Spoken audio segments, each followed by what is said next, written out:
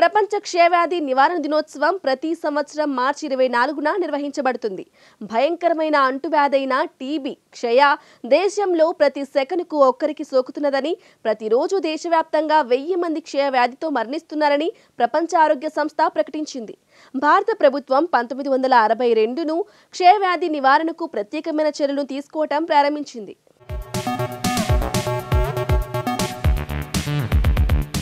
1882 మార్చి 24న doctor Robert Koch అనే శాస్త్రవేత్త క్షయవ్యాధికారక సూక్ష్మ క్రిములను మైక్రోబాక్టీరియం ట్యూబర్క్లోసిస్ మొదటిసారిగా కనుగొన్నాడు. 1982లో అంతర్జాతీయ క్షయ ఊపిరితిత్తుల వ్యాధుల వ్యతిరేక యూనియన్ రాబర్ట్ కోచ్ క్షయవ్యాధికారక సూక్ష్మ క్రిములను కనుగొని 1000 సంవత్సరాలైన సందర్భంగా మార్చి 24న ప్రపంచ క్షయవ్యాధి నివారణ దినోత్సవం జరుపుకోవాలని ప్రతిపాదించింది.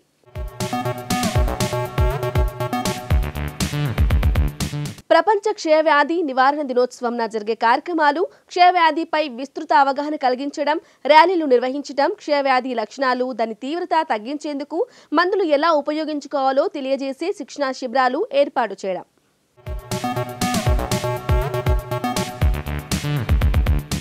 1882 క్షయవ్యాధికి కారణమైన మైక్రోబాక్టీరియా ట్యూబర్కులోసిస్ ని రాబర్ట్ కోచ్ అనే శాస్త్రవేత్త కనుగొన్నాడు. 1896 చరిత్రలో మొదటి రేడియో ప్రసార సంకేతాలను ఎస్ఎస్ పోపోవా సృష్టించాడు. 1977 భారత ప్రధానమంత్రిగా ఇందిరాగాంధీ పదవి విరమణ. 1977 భారత ప్రధానమంత్రిగా మొరార్జీ దేశాయ్ నియమితుడయ్యాడు. 1997 భారత ప్రధాన న్యాయమూర్తిగా ఏజేఎం అహ్మదీ పదవి విరమణ. 1998 భారత లోక్సభ స్పీకర్గా జీఎంసీ బాలయోగి పదవిని స్వీకరించాడు. 2008 6వ వేతన సంఘం కేంద్ర ప్రభుత్వ ఉద్యోగుల జీతభత్యాల సవరణ కోసం ఏర్పాటు చేసిన సంఘం తన నివేదికను ఈ రోజున ఆర్థిక శాఖ మంత్రికి సమర్పించింది. 1998 భారతదేశంలోని డాతన్లో ఒక సుడిగాలి వీచింది. 250 మంది మరణించారు, 3000 మంది గాయపడ్డారు.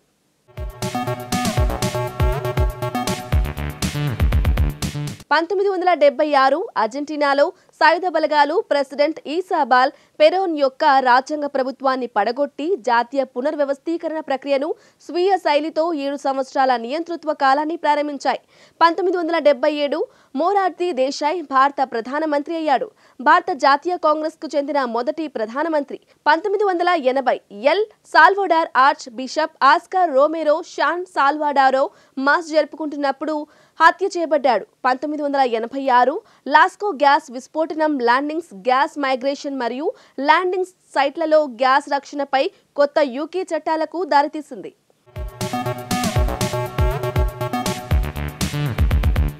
1989 అలాస్కాలోని ప్రిన్స్ విలియం సౌండ్లో ఎక్సాన్ వాల్టేజ్ 2,40,000 బార్సెల్స్ ముడి చమురును పరిగెత్తింది.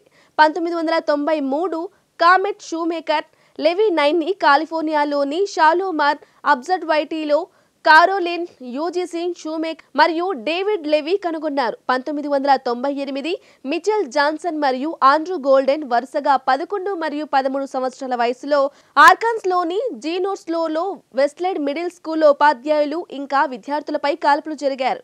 5 వ్యక్తులు మరణించారు, 10 మంది గాయపడ్డారు. ఇమ్రాన్ హష్మీ భారతదేశానికి చెందిన సినిమా నటుడు. ఆయన 2003లో ఫుట్పాత్ సినిమాల ద్వారా సినీ రంగంలో అడుగుపెట్టి 3 ఫిల్మ్ఫేర్ అవార్డులను అందుకున్నాడు. సయ్యద్ ఇమ్రాన్ అన్వర్ హష్మీ 1979 మార్చి 24న బొంబాయి, మహారాష్ట్రలో జన్మించాడు. హష్మీ విక్రమ్ భట్ యొక్క థ్రిల్లర్ ఫుట్పాత్ 2003తో ఆఫ్తాబ్ శివధానాని మరియు బి పాసా బసుతో కలిసి నటించాడు. గ్యాంగ్స్టర్ గా రఘు శ్రీవాస్తవ్ గా అతని నటన విమర్శకులచే ప్రశంసించబడింది. గౌరవ్ మలాని అతని దృశ్యం దొంగిలించేసేవాడు అభివర్ణించారు మరియు అతని ప్రవర్తనను ప్రశంసించాడు. ఇది బాక్సాఫీస్ వద్ద వాణిజ్యపరంగా విఫలమైంది.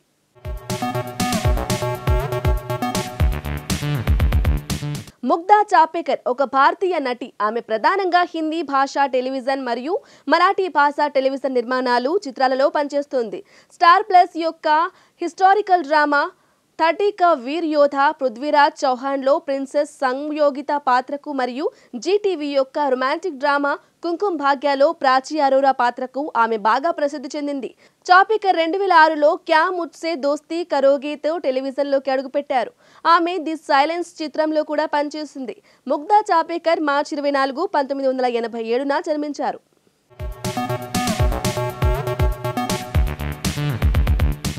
కృణాల్ బరోడా క్రికెట్ టీంకు చెందిన భారత ఆటగాడు. ఇతను ఎడమ చేతి ఆటగాడు, బౌలర్. ఆయన 2018 టీ20, 2021లో వన్డేలో తొలిసారి భారత జట్టు తరపున ఆడాడు. కృణాల్ బరోడా క్రికెట్ జట్టు ఐపీఎల్లో ముంబై ఇండియన్స్ తరపున ఆడాడు. భారత పర్యటనలో ఉన్న ఇంగ్లాండ్లో జరుగుతున్న తొలి వన్డేలో అరంగేట్రం చేసిన కృణాల్ 31 బంతుల్లో 58 నాటౌట్, 7 ఫోర్లు, 2 సిక్సర్లు చేసి అరంగేట్రంలో ఫాస్టెస్ట్ నమోదు చేసిన ఆటగాడిగా రికార్డు నెలకొల్పాడు. కృణాల్ హిమాంశు పాండ్యా 1991 మార్చి 24న బరోడా, గుజరాత్ రాష్ట్రంలో జన్మించారు.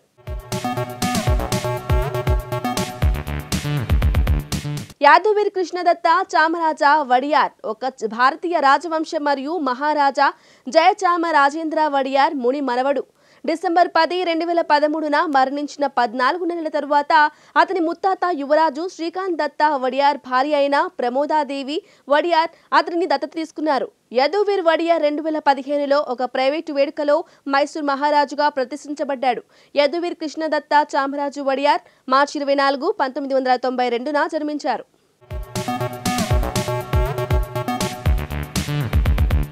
సహాయశీలన్ పడ్రోచ్ అతని స్క్రీన్ పేరు సాధు కోకిలా అని పిలుస్తారు. ఒక భారతీయ సంగీతకారుడు, నటుడు, హాస్యనటుడు, చలనచిత్ర దర్శకుడు మరియు నిర్మాత మరియు అప్పుడప్పుడు కన్నడ చలనచిత్రంలో పనిచేసే స్క్రీన్ రైటర్ మరియు గీత రచయిత.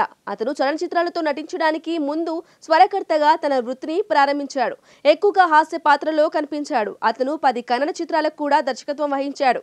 రక్త కన్నీరు అత్యంత ముఖ్యమైనది. సహాయశీల పడ్రాజ్ 1966 మార్చి 24న బెంగళూరు, కర్ణాటకలో జన్మించారు. స్వరకర్తగా అతను రాక్షస మరియు ఇంతి నిన్న ప్రీతియా చిత్రాలకు ఉత్తమ సంగీత దర్శకుడిగా కర్ణాటక రాష్ట్ర చలనచిత్ర అవార్డును 2 సార్లు అందుకున్నాడు.